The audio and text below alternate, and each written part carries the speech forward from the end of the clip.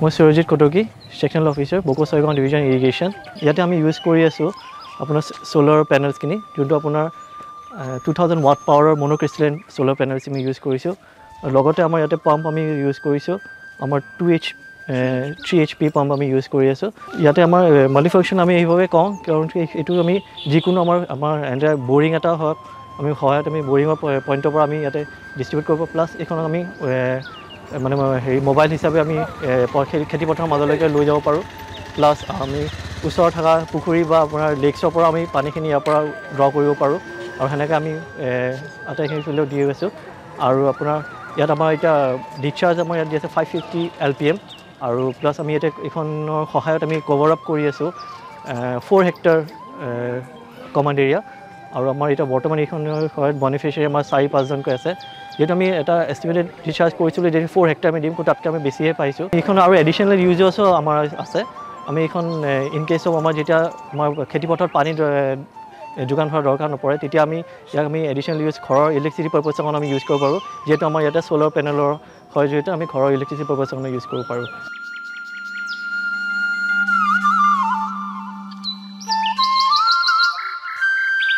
নমস্কাৰ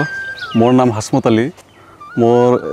গাঁৱৰ নাম হ'ল হেলহতি চন্তলি মৌজা মই চৰকাৰৰ ফালৰ পৰা এটা সোলাৰ স্কিম এটা পাইছোঁ এই সোলাৰটো দি মই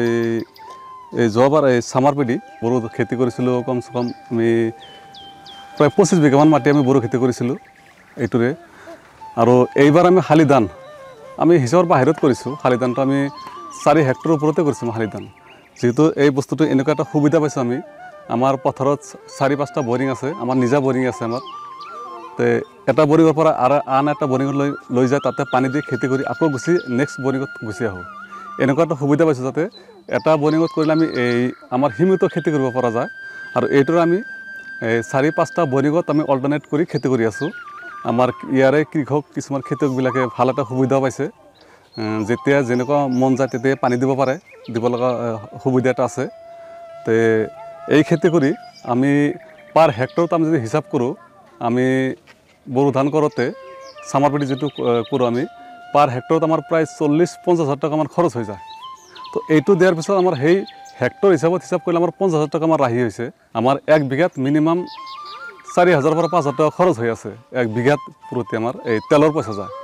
আৰু এই সোলাৰটো দি কৰোঁতে আমাৰ সেই তেলৰ পইচাখিনি ৰাহি হৈছে কিছুমানে ধৰক 4 বিঘা কৰিছে তাৰ 20,000 টকা ৰাহি হৈছে কিছুমানে 5 বিঘা কৰিছে তাৰ 25,000 টকা ৰাহি হৈছে এনেকুৱা হিচাপত আমাৰ বহুত লাভৱান হৈছোঁ আমি এইবাৰ আমি এই FCF ফাণ্ডত 200 কুইণ্টেল ধান 200 মন আমি হিচাপত আমি 100 কুইণ্টেল হয় 100 কুইণ্টেল হিচাপত ধান আমি দি দিছোঁ ছাপ্লাই দি দিছোঁ বিশেষকৈ দুজনমান মানুহক আমি ধন্যবাদ দিব লাগিব